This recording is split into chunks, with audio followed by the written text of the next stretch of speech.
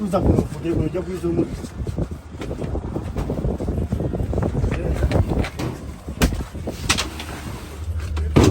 Sini. Bas.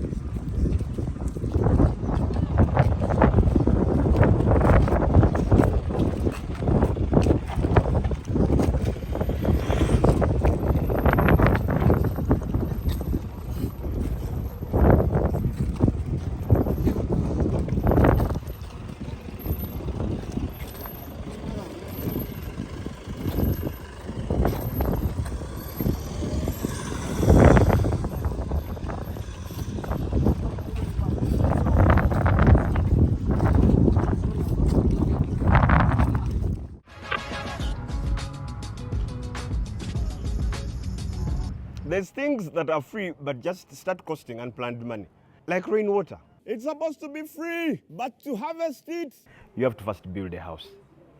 Atolo governor take kumatu.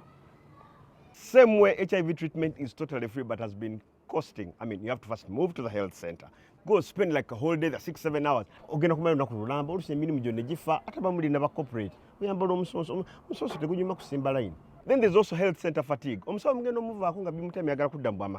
But now things have changed. Your HIV treatment can be picked from a pharmacy near you. And if you're lucky and you have a 24-hour pharmacy,